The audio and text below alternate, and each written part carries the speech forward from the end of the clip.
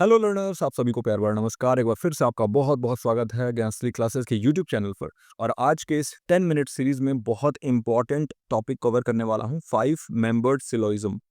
बहुत ज़्यादा कंफ्यूज करता है ये टॉपिक बहुत लोगों को। एग्जामिनेशन अब बहुत ज़्यादा दूर नहीं है आपका, और इसीलिए अब इस टाइप के जो है छोटे छोटे रिवीजन कैप्सूल्स आपके लिए मैं लाता रहूंगा। न्याय फिलोसफी में ये 5 मेंबर सिलोइज्म क्या होता है ना, जिसको हम शॉर्ट फॉर्म में फून, PHUUN, इस एब्रिविएशन के नाम से जानते हैं, PHUUN। स्टार्ट करते हैं आज के इस इम्पॉर्टेंट वीडियो को। और वीडियो स्टार्ट करने से पहले आपसे एक बार रिक्वेस्ट करता हूँ, काइंडली वीडियो को लाइक कर दीजिए, नीचे कमेंट जरूर किया करिए, क्योंकि देखिए वीडियो आपके लाइक करने से यूट्यूब इस काम को और लोगों तक पहुंचाता है। हमारा ये छोटा सा कम्युनिटी जो है और बड़ा बनता है और हमें भी मोटिवेशन मिलता है। तो देखिए, PHUUN, 5 member syllogism in Indian logic, Nyaya philosophy जो है, न्याय दर्शन जो है, इसमें ये 5 मेंबर सिलोइज्म होता है। ये होता क्या है? तो देखिए, 5 मेंबर सिलोजिज्म जो है ना, एक स्ट्रक्चर्ड मेथड है अनुमान का या इन्फ्रेंस का।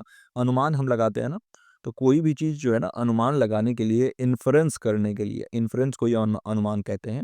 हम स्टैब्लिश करना चाहते हैं कंक्लूजन लॉजिकल रीजनिंग के थ्रू, है ना, निष्कर्ष निकालना चाहते हैं लॉजिकल रीजनिंग के थ्रू। तो इसको डिजाइन किया गया है कि भाई कैसे आप कन्विंस करेंगे अपने ओपोनेंट को। मान लीजिए कि आपके सामने में मैं बैठा हुआ हूं और मैं आपसे कह रहा हूं कि आप मुझसे वाद विवाद करिए, आप मुझसे डिबेट करिए। अब आप मुझे कैसे कन्विंस करेंगे?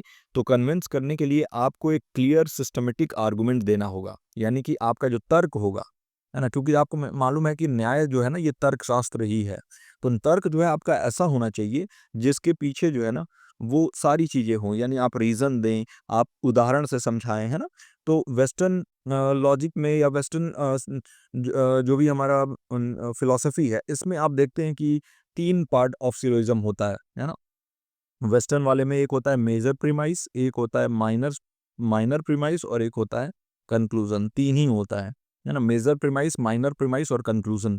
वही अगर हम बात करें अपने इस न्याय फिलॉसफी में, तो इसमें 5 मेंबर्ड सिलोइज्म होता है, 5 पार्ट स्ट्रक्चर होता है। ये ज़्यादा व्यापक है, ज़्यादा एलोबरेट है, क्लैरिटी इंश्योर करता है, और जो जो ऑब्जेक्शंस हो सकते हैं वो पोटेंशियल ऑब्जेक्शंस को ये केटर करता है। यानी कि मान लीजिए मैं आपके सामने बैठा हुआ हूँ, तो आप मुझे कैसे कन्विंस करेंगे, आप मेरे मुझे कैसे मनाएंगे अपने बात को कि भाई आपका बात सत्य है। तो उसको मनाने के लिए आपको पूरी अच्छे तरीके से जो है ना, सारी चीजें प्रस्तुत करनी होंगी।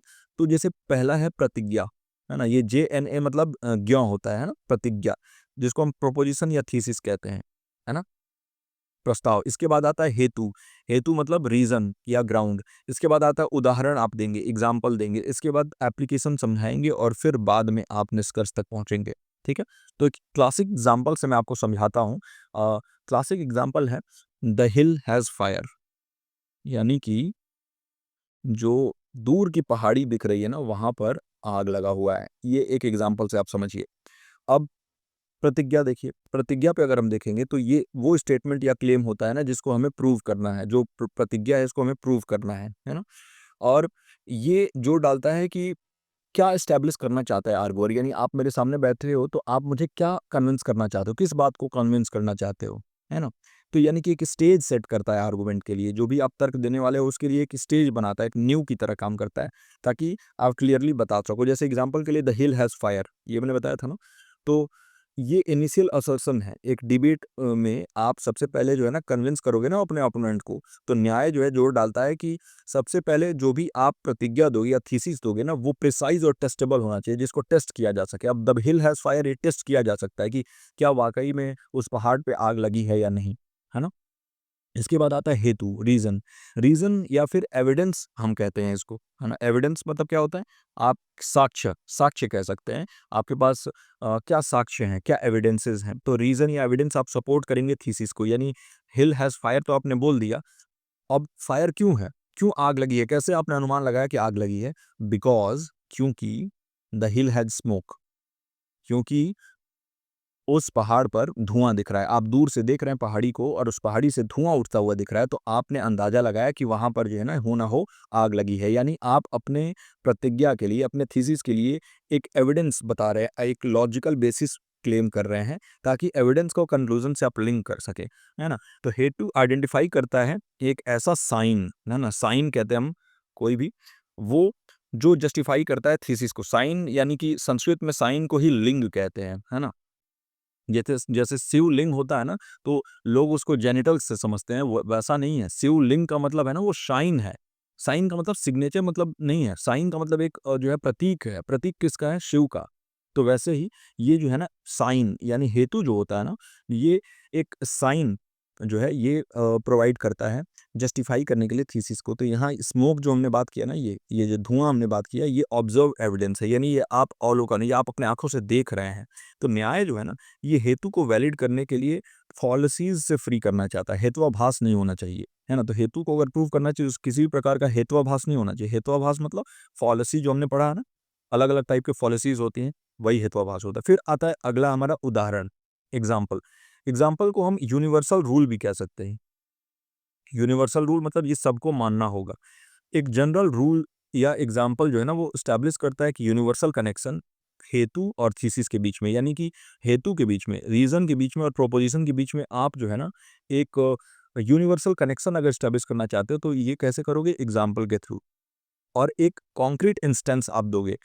जैसे ये डेमोन्स्ट्रेट करता है रीजन को, भाई रीजन जो है ना वो रिलायबली इंडिकेट कर रहा है कि नहीं थीसिस को। बहुत ही आसान भाषा में समझाऊं तो, जब स्मोक होता है तो फायर होता ही है। ये हम एग्जाम्पल से समझा सकते हैं कि हमारा किचन है, अगर किचन में धुआं उठ रहा है, तो स्मोक उठ रहा है, तो मतलब कहीं ना कहीं किचन में फायर यानी आग तो है ना। तो फायर होगा तभी धुआं उठेगा। जब आप कहीं लकड़ी जलाओगे तो उसमें से ही तो धुआं उठता है ना। तो यानी उदाहरण दे के आप ये पुख्ता करते हो, उस बात का सबूत देते हो कि भाई जहां भी धुआं होगा वहां जरूर फायर होगा। Wherever there is smoke there is fire, है ना। तो हमारा उदाहरण ये हो गया। उदाहरण प्रोवाइड करता है यूनिवर्सल प्रिंसिपल, यानी सभी के लिए लागू होगा, जिसको हम व्याप्ति भी कहते हैं, है ना। यूनिवर्सल प्रिंसिपल को क्या कहते हैं? व्याप्ति। तो जैसे स्मोक जो है ना, ये फायर को इम्प्लाई करता है। तो एवरीडे एग्जांपल आप दे दीजिए, जैसे किचन में स्मोक उठ रहा है, तो यानी फायर भी वहां पर है। अब इसमें भी न्याय जो है ना दो तरीके के एग्जाम्पल्स के बारे में बात करता है। एक पॉजिटिव एग्जाम्पल, एक नेगेटिव एग्जाम्पल। पॉजिटिव एग्जाम्पल को हम कहते हैं स्वपक्ष, है ना। थोड़ा-सा ये वीडियो लंबा हो जाएगा 10 मिनट से, तो आप जो है बेयर करिएगा, क्योंकि समझाना ज़रूरी है। स्वपक्ष यानी ऐसे केसेस जहाँ पर वो रूल होल्ड करेगा कि भाई जहाँ भी धुआं होगा, वहाँ फायर होगा ही होगा। तो ये पॉजिटिव एग्जांपल है। Negative example, cases where reason जो है वो एब्सेंस होगा, यानी कि no smoke, no fire in lake, यानी कि देखिए एक झील है, उसमें किसी प्रकार का स्मोक नहीं उठ रहा है, तो वहाँ कोई फायर नहीं हो सकता है ना। तो ये आप जो है ना पॉजिटिव और नेगेटिव एग्जांपल से समझ सकते हैं, स्वपक्ष और विपक्ष, है ना। विपक्ष हम बोलते हैं ना वो। फिर आता है हमारा एप्लीकेशन, उपनयन। उपनयन एप्लीकेशन जो है ना, ये यूनिवर्सल रूल को स्पेसिफिक केस में आप लगाते हैं। यानी हमारा यूनिवर्सल रूल है कि wherever there is smoke there is fire, यानी ये जो है ना सबके लिए लागू होगा कि जहां भी धुआं है वहां पर जरूर हो ना हो, आग तो होगा ही होगा। तो इसका एप्लीकेशन आप स्पेसिफिक रूल में लगाएंगे, यानी किसी भी एक जो है ना विशिष्ट उदाहरण में आप इसको लगाएंगे। तो जो भी आपके पास एप्लीकेशन इसका करने के लिए जो भी आपके पास जो है ना मौका होगा, वहां पर लगाएंगे। जैसे इस एग्जाम्पल में देखें, दिस हिल हैज स्मोक, है ना। यानी कि सबसे पहले हमने कहा कि द हिल हैज फायर। फिर हमने दूसरे पे हेतु में बोला because the hill is smoke, क्योंकि वहां पर स्मोक है। फिर हमने एग्जाम्पल में बोला या फिर यूनिवर्सल रूल हमने सेट किया कि wherever there is smoke there is fire. अब इसके बाद हमने एप्लीकेशन में बताया कि द हिल हैज स्मोक, यानी इस वाले पहाड़ी पर धुआं उठ रहा है, इसलिए यहाँ पर जो हो ना हो फायर है। तो यानी इनवेरिएबली एसोसिएट किया हमने धुआं को फायर से, है ना। तो उपनयन जो है ना, ये एक तरीके से ब्रिज करता है उदाहरण को और स्पेसिफिक केस को, यानी एग्जाम्पल को और स्पेसिफिक केस को जोड़ने वाला उपनयन है ना।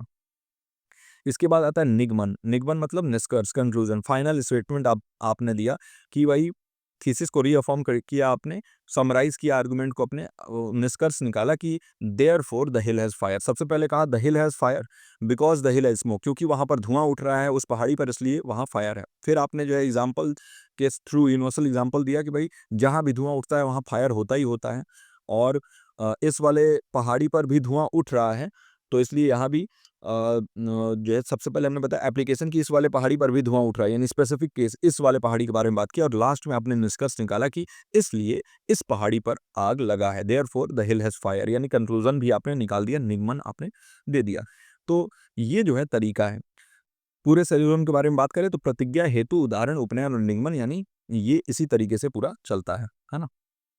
एक-एक चीज़ मैंने आपको बता दिया है, ये इनिशियल असर्शन है जो कि हम स्पीकर क्लेम करता है। ये मैंने आपको जो है ना बाद में पढ़ने के लिए ये दिया हुआ है। आपको टेलीग्राम ग्रुप पे अगर आप जॉइन नहीं किया हुआ है आपने, तो ज्ञानस्थली का टेलीग्राम ग्रुप ज़रूर जॉइन कर लीजिए। ज्ञानस्थली बाई अलका पांडे नाम से है, और वहाँ पर आपको इसका पीडीएफ मिल जाएगा। और ये देखिए, it is a thesis of the main statement. ये मेन स्टेटमेंट होता है जिसको हमें प्रूव करना है ना? पर्वतो विनिर्माण, यानी द हिल हैज़ फायर। अब इसके बाद आ जाएगा द रीज़न, है ना? हेतु क्या होता है? रीज़न होता है। ग्राउंड जो हम ऑफ़र करते हैं प्रोपोज़िशन सपोर्ट करने के लिए, यानी एक लॉजिकल लिंक देता है सब्जेक्ट और प्रेडिकेट के बीच में। जैसे बिकॉज़ इट हैज़ स्मोक, ये हमने सारा बात लिया है पहले ही। उदाहरण देते हैं, यूनिवर्सल कंकोमिटेंस होता है, व्याप्ति जिसे हम कहते हैं। एग्ज़ाम्पल के थ्रू इलस्ट्रेट करते हैं जनरल रूल को। एक वेल नोन इंस्टेंस देता है, सेम रीज़निंग के अप्लाई होता है। Wherever there is smoke there is fire. जहाँ भी धुआँ है, वहाँ पर फायर होगा ही होगा। तो एक सार्वभौमिक संयोग है ये, है ना? इसके बाद आता है उपनयन एप्लीकेशन। ये एप्लीकेशन है ना यूनिवर्सल रूल को प्रेजेंट केस में लगाता है, यानी इस वाले पहाड़ी पर धुआं उठ रहा है, यानी कि यहाँ भी फायर होगा। तो उस वाले पहाड़ी पर धुआं उठ रहा है, ये हमने बता दिया एप्लीकेशन। और इसके बाद से निगमन में हमने ये निकाल दिया कि therefore the hill has fire, इसलिए इस वाले पहाड़ी पर भी आग लगी हुई है ना? तो ये जो है फाइनल कंक्लूजन हमने निकाला लॉजिकली। हमने जो भी चार पार्ट्स प्रीवियस थे, इससे हमारा पांचवा जो है ये जो सिलोजिज्म का लास्ट पार्ट है, ये हो गया कंक्लूजन, निगमन, है ना? तो ओरिजिनल पोजीशन को प्रूफ के साथ ये जो है ना वहाँ पर रीअफर्म करता है। अब ये फून या PHUUN जो आपका है, ये प्रतिज्ञा, हेतु, उदाहरण, उपनयन, निगमन, ये इंडियन लॉजिक में क्यों सिग्निफिकेंट है? देखिए, ये सिस्टमैटिक रीजनिंग दर्शाता है ऑब्जर्वेशन और इन्फरेंस के बेस पे, और वेस्टर्न लॉजिक से काफ़ी ज़्यादा जो है ना ये तर्क संगत है। क्योंकि वेस्टर्न लॉजिक में जो है, जैसे अरिस्टोटेलियन लॉजिक जो हम कहते हैं, अरस्तु द्वारा जो 3 भागीय न्याय वाक्य या 3 पार्ट सिलोजिज्म दिया गया था, उसमें मेजर प्रीमाइस, माइनर प्रीमाइस और कंक्लूजन, बस 3 ही होता है।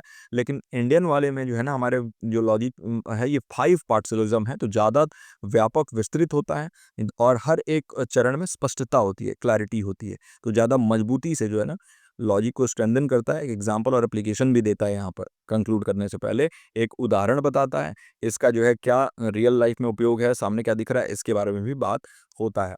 अब एग्जाम के लिए मैंने यहाँ पर आपके लिए ये प्रोवाइड कर दिया है, देखिए PHUUN। अब इस वाले चार्ट को आप देख लेंगे तो आपका ये पूरा जो एक जो भी आज हमने पढ़ा है ना, ये पूरा क्लियर हो जाएगा। प्रतिज्ञा, हेतु, उदाहरण, उपनयन और निगमन। फून आप याद रखेंगे, फून, PHUUN।